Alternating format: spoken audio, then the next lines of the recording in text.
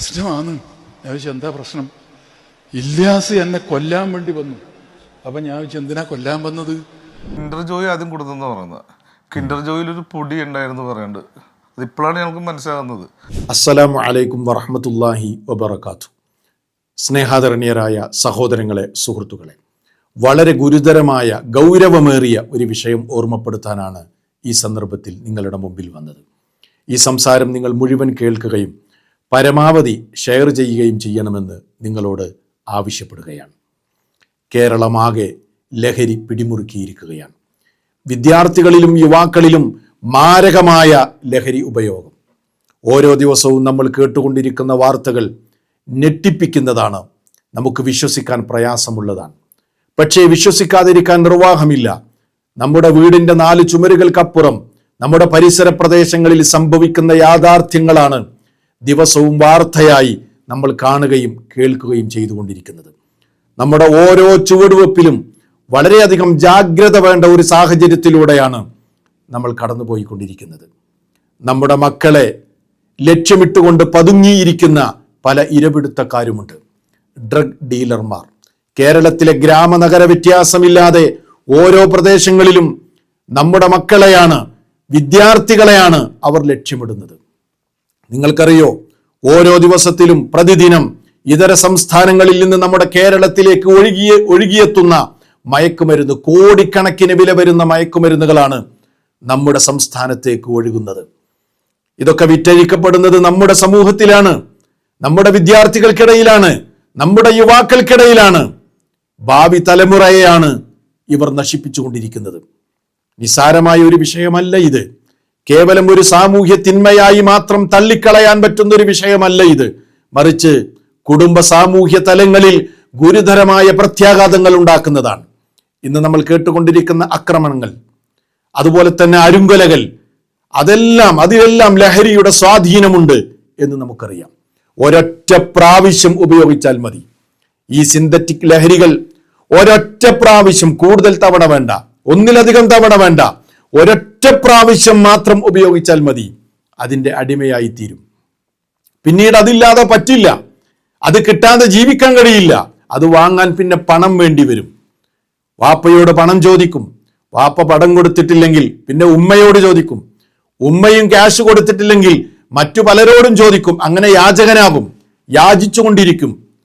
തീരെ പണം കിട്ടിയില്ലെങ്കിൽ അക്രമാസക്തനാകും, വാപ്പയെ കൊല്ലാൻ നോക്കും, ഉമ്മയെ കൊല്ലാൻ നോക്കും, നൊന്തു പ്രസവിച്ച മാതാവിന്റെ മുഖത്തടിക്കും. ചിലപ്പോൾ ഇതുകൊണ്ടൊന്നും അവസാനിക്കാതെ ഇയാൾ ആത്മഹത്യ ചെയ്യും. ഇങ്ങനെയുള്ള ദുരന്ത വാർത്തകളാണ് നമ്മൾ ദിവസേന കേട്ടുകൊണ്ടിരിക്കുന്നത്. ദുരന്തപൂർണമാണ്, അപകടകരമായ ഒരവസ്ഥയിലൂടെയാണ് നമ്മൾ മുന്നോട്ട് പോയിക്കൊണ്ടിരിക്കുന്നത്. നമ്മൾ മനസ്സിലാക്കണം, ഒരു വീട്ടിൽ ലഹരിക്ക് അടിമപ്പെട്ട ഒരാളുണ്ടെങ്കിൽ ആ വീട്ടിലെ സമാധാനം എന്നേക്കുമായി അവസാനിച്ചു. യാതൊരു സംശയവും ആ വിഷയത്തിലില്ല. എത്രയോ കുടുംബങ്ങൾ ഇന്ന് ദുരിതപൂർണമായ അവസ്ഥയിലൂടെയാണ് കടന്നുപോയിക്കൊണ്ടിരിക്കുന്നത്. ഒരു ഉദാഹരണം പറഞ്ഞാൽ, നമ്മുടെ വീട്ടിലേക്ക് ഒരു വന്യജീവി ഓടിക്കയറി എന്ന് നിങ്ങളൊന്ന് സങ്കല്പിക്കുക. വീടിന്റെ ഏതോ ഒരു മൂലയിൽ പോയി ഒളിച്ചിരുന്നു. അത് നമ്മൾ പകലന്തിയോളം തിരഞ്ഞു, കണ്ടില്ല. ആ വീട്ടിൽ ആ രാത്രി സമാധാനത്തോടുകൂടെ അന്തി ഉറങ്ങാൻ നമുക്ക് കഴിയുമോ? കഴിയൂല, അല്ലേ? അവിടെ കിടക്കാൻ കഴിയോ? കഴിയൂല. ഇതുപോലെയാണ് ലഹരിക്കടിമപ്പെട്ട ഒരാൾ നമ്മുടെ വീട്ടിലുണ്ടെങ്കിൽ അയാൾ എഴുന്നേൽക്കുന്നതും, അയാൾ ലൈറ്റിടുന്നതും, അയാൾ പുറത്തു പോകുന്നതും തിരിച്ചു വരുന്നതും, അയാൾ ഒന്ന് അനങ്ങുന്നതും ചലിക്കുന്നതുമെല്ലാം ആ വീട്ടിലെ ഓരോ മെമ്പർമാരെയും പേടിപ്പെടുത്തിക്കൊണ്ടേയിരിക്കും. ഭീതിജനകമായ അവസ്ഥയായിരിക്കും അത്. അതുകൊണ്ട് വളരെയധികം ജാഗ്രത പുലർത്തണം. എത്രയോ കുടുംബങ്ങളിൽ നിന്ന് തീ തിന്നുകൊണ്ടിരിക്കുകയാണ്, നമ്മൾ നിസ്സാരമായി കണ്ടുകൂടാ. ഒരനുഭവം നിങ്ങളൊന്ന് കേട്ടു നോക്കൂ. ഞാൻ ഒരുപാട് കാര്യങ്ങളൊന്നും പറയുന്നില്ല. എൻ്റെ വീട്ടിലെ കഥ പറയട്ടെ. കഥയല്ല, നടന്ന കാര്യം ഞാൻ പറയട്ടെ. കഥയല്ല, നടന്ന കഥയാണ്. എൻ്റെ കുടുംബം, എൻ്റെ ഉപ്പാൻ്റെ താഴെ എല്ലാവരും, പഴയത് വലിയ കുടുംബമല്ലേ, എൻ്റെ ഉപ്പാൻ്റെ താഴെ ഉമ്മാൻ്റെ താഴെ എല്ലാം കൂടിയിട്ട് ഏകദേശം 260 മെമ്പർമാരുണ്ട്. ഇപ്പം മക്കൾ, മരുമക്കൾ, പുള്ളിമക്കൾ, അവരുടെ ഭർത്താക്കന്മാർ, അവരുടെ ഭാര്യമാർ നോക്കി. ഇതിൻ്റെ ഇടയിൽ ഞാൻ കുടുംബസംഗമമാക്കാനും വേണ്ടി നോക്കിയപ്പോൾ 260 മെമ്പർമാരുണ്ട്. ഈ 250-ൽ ഏറ്റവും സുന്ദരനായ കുട്ടി ഇല്യാസ് എന്ന പേരുള്ള എൻ്റെ ജ്യേഷ്ഠത്തിയുടെ മകനായിരുന്നു. ഞങ്ങളുടെ കുടുംബത്തിലെ ഏറ്റവും അതിസുന്ദരനാണ്. കണ്ടാൽ ആരും നോക്കിപ്പോ, അങ്ങനെയുള്ള ഒരു കുട്ടിയാണ്. ഈ കുട്ടി +2 കഴിഞ്ഞപ്പോൾ എൻ്റെ ഇളയ എന്നോട് പറഞ്ഞു, ഞാൻ മാങ്ങാട്ടാന്നല്ലോ, ഇളയ എന്നോട് പറഞ്ഞു, ഇവനെ ബാംഗ്ലൂർ ചേർത്താൽ നമ്മുടെ നാട്ടിൽ ചേർത്താൽ കുട്ടികൾ ഇംഗ്ലീഷ് പറയുന്നില്ല, നാട്ടിലെ കോളേജിൽ പഠിച്ചാൽ ഇംഗ്ലീഷ് പറയുന്നില്ല, ബാംഗ്ലൂരിൽ പഠിപ്പിച്ചാൽ ഈ കുട്ടി ഇംഗ്ലീഷ് പറയും, അത് വെച്ച് പുറത്ത് പോയി കഴിഞ്ഞാൽ നല്ല ശമ്പളമുള്ള ജോലി കിട്ടുന്ന എല്ലാവരും പറയും, അതുകൊണ്ട് ഞാൻ ബാംഗ്ലൂർ അയക്കുന്നത് പറഞ്ഞു. ഞാൻ അയാളോട് പറഞ്ഞു, ഒന്നുകൂടി ആലോചിച്ചിട്ട് പോലെ, ഈ കഥകൾ നമ്മളിങ്ങനെ കേൾക്കാൻ തുടങ്ങിയിട്ട് കാലം കുറേ ആയല്ലോ. ഇളയ പറഞ്ഞല്ല, എൻ്റെ ഒരു ആശയം ബാംഗ്ലൂർ പഠിക്കട്ടെ, എന്നിട്ട് ബാംഗ്ലൂരേക്ക് വിട്ടു. ബാംഗ്ലൂർ പഠിച്ചിട്ട് 2 മാസം കഴിഞ്ഞപ്പോൾ പ്രിൻസിപ്പാള് ഇളയാനെ അങ്ങോട്ട് ബാംഗ്ലൂരേക്ക് വിളിച്ചു. എന്നിട്ട് പറഞ്ഞു, നിങ്ങളുടെ മകനെ ഇപ്പം തന്നെ കൊണ്ടുപോകണം എന്ന് പറഞ്ഞു. അതെന്താ കാര്യം പറഞ്ഞു? കാര്യം എന്ന് പറയുന്നത്, ഇവൻ താമസിക്കുന്ന ഹോസ്റ്റലിൽ ഇവൻ്റെ കൂട്ടുകാര് മയക്കുമരുന്നിൻ്റെ കച്ചവടക്കാരും അതിൻ്റെ അടിമകളുമാണ്. ഇവൻ ഓട്ടോമാറ്റിക്കലി അതിൻ്റെ അകത്ത് പെട്ടു. കാരണം ഇവർ പറയുന്നത് എന്താണെന്നറിയോ, മയക്കുമരുന്ന് കൊടുക്കുന്ന സമയത്ത് പറയുന്നത് എന്താ അറിയോ കുട്ടിയോട്, ഈ സാധനം കഴിച്ചാൽ നമ്മുടെ ഓർമ്മശക്തി കൂടും, ഓർമ്മശക്തി കൂടിയാൽ പരീക്ഷയ്ക്ക് നല്ല മാർക്ക് കിട്ടും. മാർക്ക് വേണ്ടേ? അപ്പൊ ആയിരിക്കാ മാർക്ക് വേണ്ടാത്തത്? അപ്പൊ കുട്ടിയും ലേശം ഒന്ന് രുചിച്ചു നോക്കും.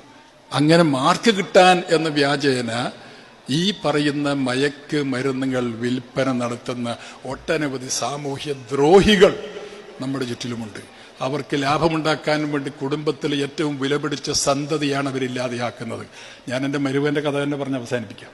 മരുവൻ എന്തായെന്നറിയോ, ഇളയ പറഞ്ഞു, കയ്യും കാലും പിടിച്ച് പ്രിൻസിപ്പാളിൻ്റെ, എന്നിട്ട് പറഞ്ഞു, ഇനി അവൻ അതിന് നിൽക്കില്ല, ഒരു തവണ മാപ്പ് കൊടുക്ക് എന്ന് പറഞ്ഞിട്ട് പ്രിൻസിപ്പാൾ ലാസ്റ്റ് ചാൻസ് എന്ന് പറഞ്ഞിട്ട് ആ കുട്ടി അവിടെ തന്നെ കണ്ടിന്യൂ ചെയ്യാൻ സമ്മതിച്ചു.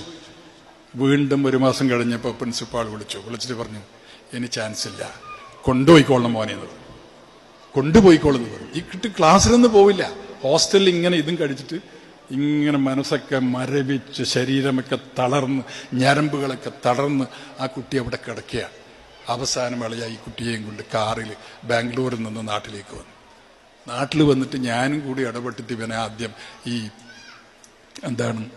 ഇതിൻ്റെ ഡി അഡിക്ഷൻ സെൻ്റർ ഉണ്ട് കോഴിക്കോട്, എൻ്റെ ഒരു സുഹൃത്ത് നടത്തുന്ന, അവിടെ കൊണ്ടുപോയി അഡ്മിറ്റ് ചെയ്തിട്ട് എൻ്റെ സുഹൃത്ത് എന്നെ വിളിച്ച് പറഞ്ഞു, ഖാദർ ഇത് കൂടുതലായിപ്പോയി, രക്ഷപ്പെടുന്ന വഴിയില്ല, വീട്ടിലേക്ക് കൊണ്ടുപോയിക്കോളൂ, എന്തെങ്കിലും വഴിയുണ്ടെങ്കിൽ എൻ്റെ സുഹൃത്ത് എൻ്റെ മരുമകനെ അതിൻ്റെ അകത്ത് രക്ഷപ്പെടുത്താൻ വേണ്ടി അഡ്മിറ്റ് ചെയ്യുമല്ലോ, ആ അഡ്മിറ്റ് ചെയ്തിട്ട് ഡിസ്ചാർജ് ചെയ്തിട്ട് ആ കുട്ടി തിരിച്ചു വന്നിട്ട് ഒരു ദിവസം എൻ്റെ ഇളയ പെട്ടെന്ന്, ഞാൻ എവിടെയോ വഴിയിലെന്തോ ആയിരുന്നു തോന്നുന്നു, എന്നെ വിളിച്ചിട്ട് പറഞ്ഞു, പ്രശ്നമാണ്. ഞാൻ ചോദിച്ചു, എന്താ പ്രശ്നം? ഇല്യാസ് എന്നെ കൊല്ലാൻ വേണ്ടി വന്നു. അപ്പം ഞാൻ ചോദിച്ചു, എന്തിനാ കൊല്ലാൻ വന്നത്? അവൻ ഇന്നലെ 1 ലക്ഷം ഉറുപ്പിക്ക് ചോദിച്ചു എന്നോട്. എന്നിട്ട് ഇളയാ കൊടുത്തോ? ഇല്ല, ഞാൻ കൊടുത്തില്ല. കൊടുക്കാത്തതുകൊണ്ടോ എന്നെ കൊല്ലുന്നു പറഞ്ഞിട്ട് കത്തിയെടുത്തിട്ട് എന്നെ കൊല്ലാൻ വേണ്ടിയിട്ട് വന്നു. ഞാനങ്ങനെ ജീവൽ ഭയം, നല്ല ആരോഗ്യമുള്ള ചെറുപ്പക്കാരനാണ്, ഡിഗ്രിക്ക് പഠിക്കുന്ന കുട്ടിയല്ലേ, കൊല്ലാൻ വേണ്ടി വന്നപ്പോൾ ഇളയ ജീവനും കൊണ്ട് ഓടിയിട്ട് ബേക്കലം പോലീസ് സ്റ്റേഷനിൽ പോയിട്ട് ഹാജരായിട്ട് പറഞ്ഞു, SI സാറേ, എൻ്റെ മകൻ എന്നെ കൊല്ലാൻ വരുന്നു. കാര്യം പറഞ്ഞപ്പോൾ അയാൾക്ക് മനസ്സിലായി. ഇവൻ പോലീസ് സ്റ്റേഷൻ്റെ അകത്തേക്ക് കയറിയില്ല. ഇത് കണ്ടപ്പോൾ അവൻ തിരിച്ചുപോയി. അങ്ങനെ പോലീസ് സപ്പോർട്ടോടുകൂടി വീട്ടിലേക്ക് വന്നു. അടുത്ത ഞായറാഴ്ച ദിവസം ഒരു കല്യാണം. ആ കല്യാണത്തിന് എൻ്റെ പെങ്ങളും പ്രിയപ്പെട്ട പെങ്ങളും അളിയനും കല്യാണത്തിന് പോകുന്നു. ഈ കുട്ടിയെ കൂട്ടാൻ പറ്റില്ലല്ലോ, കാരണം ഇത് വല്ലാത്ത പ്രശ്നം ഉണ്ടാക്കുന്ന കുട്ടിയാണ്. പോലീസ് പേടിപ്പിച്ചുകൊണ്ട് ഈ കുട്ടി മിണ്ടാതിരിക്കുകയാണ്, അത്രയേ ഉള്ളൂ. അങ്ങനെ ഇളയ പെങ്ങളെയും കൂട്ടി കല്യാണത്തിന് പോയി. കല്യാണത്തിന് പോയിട്ട് ഉച്ചയ്ക്ക് 2:30 മണിക്കാണ് തിരിച്ചു വന്നത്. പ്രിയപ്പെട്ടവരെ, കുട്ടീനെ വീട്ടിലാക്കി, ഒറ്റക്കായിരുന്നു അയാൾ. തിരിച്ചു വന്നപ്പോൾ എൻ്റെ പ്രിയപ്പെട്ട സുന്ദരനായ ഞങ്ങളുടെ മണിക്കുട്ടൻ സ്റ്റെയർ കേസിൻ്റെ ഏറ്റവും മുകളിലെ ഭാഗത്ത് പെങ്ങളുടെ സാരിയിൽ കഴുത്തിൽ കെട്ടി തൂങ്ങി മരിച്ചിരിക്കുന്നു. കേട്ടില്ലേ സഹോദരങ്ങളെ, ആയിരക്കണക്കിന് സംഭവങ്ങളിൽ ഒന്ന് മാത്രമാണ് നമ്മൾ കേട്ടത്. സമാനമായ എത്രയോ സംഭവങ്ങൾ നിങ്ങൾക്ക് തന്നെ അറിയാം, വായിക്കുന്നതും കേൾക്കുന്നതും അനുഭവത്തിലുള്ളതുമെല്ലാം.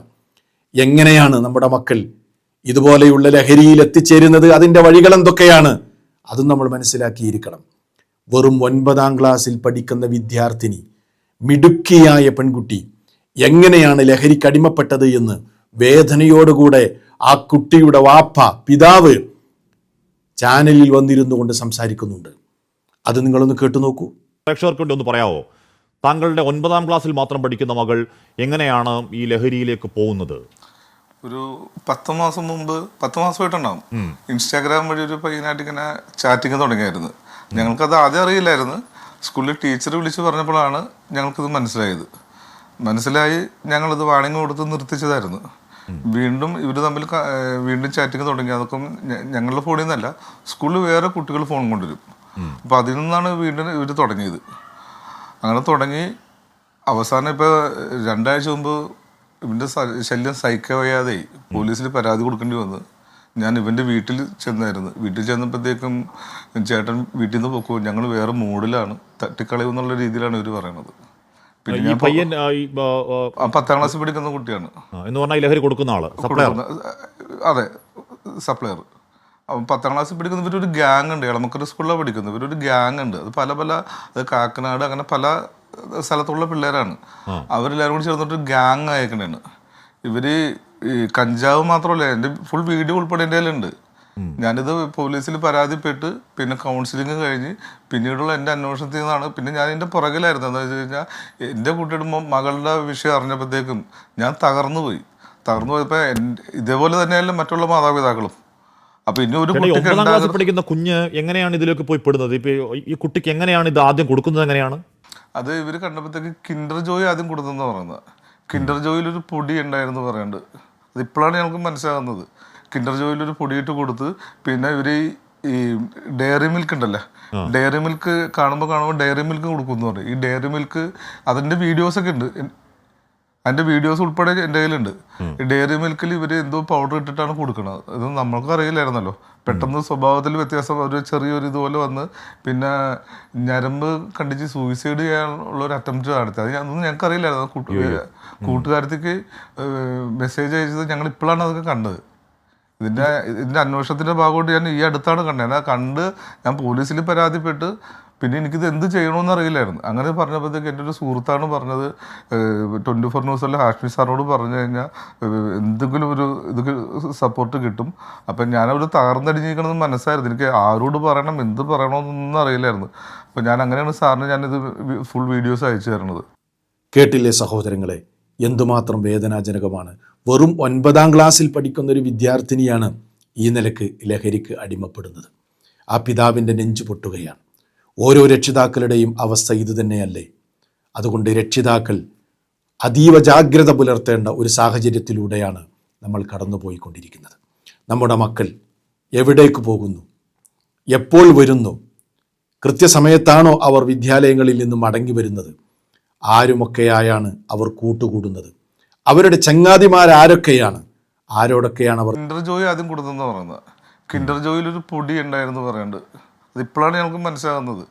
ആവശ്യമായ നിർദ്ദേശങ്ങൾ നമ്മുടെ കുട്ടികൾക്ക് നൽകുകയും വേണം. നാം ശ്രദ്ധിച്ചില്ല എങ്കിൽ നമ്മുടെ ഒരു ചെറിയ ശ്രദ്ധക്കുറവ് മാത്രം മതി എന്നേക്കുമായി നമ്മുടെ കുട്ടികൾ നമുക്ക് നഷ്ടപ്പെടാൻ ഏറെ സാധ്യതയുണ്ട്. രക്ഷിതാക്കൾ മാത്രമല്ല, സ്കൂൾ അധികൃതർ, അതുപോലെ തന്നെ അധ്യാപകർ എല്ലാം ശ്രദ്ധിക്കേണ്ടതുണ്ട്. സ്കൂൾ PTA കമ്മിറ്റി, സന്നദ്ധ സംഘടനകൾ, അവർക്കെല്ലാം ഈ വലിയ തിന്മയ്ക്കെതിരെ ഒരുപാട് ചെയ്യാൻ സാധിക്കും എന്ന കാര്യത്തിൽ ഒരു സംശയമില്ല. വിദ്യാലയങ്ങളുടെ സമീപങ്ങളിലുള്ള കടകൾ, പെട്ടിക്കടകൾ, അവിടെ വിൽക്കപ്പെടുന്നത് എന്ത്? ലഹരി വസ്തുക്കളും പുകയില ഉൽപ്പന്നങ്ങളും വിൽക്കപ്പെടുന്നുണ്ടോ? വളരെ സൂക്ഷ്മമായി നിരീക്ഷിക്കാനുള്ള സംവിധാനങ്ങൾ ഓരോ സ്കൂളിനും ആ സ്കൂളുമായി ബന്ധപ്പെട്ട അതിൻ്റെ അധികൃതരും ആ വിഷയത്തിൽ ശ്രദ്ധിക്കേണ്ടതുണ്ട്. ഇങ്ങനെ എല്ലാവരും ഒരുമിച്ച് ഈ വലിയ ദുരന്തത്തെ നേരിടുകയാണെങ്കിൽ ഭാവി തലമുറയെ നമുക്ക് രക്ഷിച്ചെടുക്കാൻ കഴിയും. ഇല്ലെങ്കിൽ വലിയ ദുരന്തങ്ങളായിരിക്കും വരാനിരിക്കുന്നത്. പല പഠനങ്ങളും പറയുന്നത്, ഇപ്പോൾ നമ്മൾ കേട്ടുകൊണ്ടിരിക്കുന്ന ഈ അരുങ്കൊലകളില്ലേ, ഇതിനേക്കാൾ വലിയ കൊലപാതകങ്ങളും അരുങ്കൊലകളുമായിരിക്കും ഭാവിയിൽ കേരളം കാത്തിരിക്കുന്നത് എന്നാണ് ഈ ലഹരി ഉപയോഗത്തിന്റെ കണക്കുകൾ നിരത്തിക്കൊണ്ട് വിദഗ്ധർ പറയുന്നത്. ഒരിക്കലും നമ്മളത് ആഗ്രഹിക്കുന്നില്ല അല്ലേ? കഴിഞ്ഞ കൊലപാതകങ്ങളും അരുങ്കൊലകളും കേട്ടപ്പോൾ നമ്മളൊക്കെ ചിന്തിച്ചതാണ്, ഇനി ഒരിക്കലും നമ്മളത് കേൾക്കാതിരിക്കട്ടെ, ആവർത്തിക്കാതിരിക്കട്ടെ എന്ന്. പക്ഷേ ഇങ്ങനെ പോകുകയാണെങ്കിൽ വലിയ അപകടകരമായൊരവസ്ഥയിലേക്കാണ് നമ്മൾ ചെന്ന് വീഴുന്നത് എന്ന് നമ്മൾ മനസ്സിലാക്കണം. ഒരു വലിയ ദുരന്തത്തിൻ്റെ മുഖത്തിലാണ് നമ്മളുള്ളത്. അതുകൊണ്ട് ജാഗ്രത പുലർത്തുക, വേണ്ടതെല്ലാം ചെയ്യുക. അല്ലാഹു സുബ്ഹാനഹു വ തആല നമ്മുടെ മക്കളെ, നമ്മളെ എല്ലാം ഇത്തരം തിന്മകളിൽ നിന്ന്, ദുരന്തങ്ങളിൽ നിന്ന് കാത്തുരക്ഷിക്കുമാറാകട്ടെ.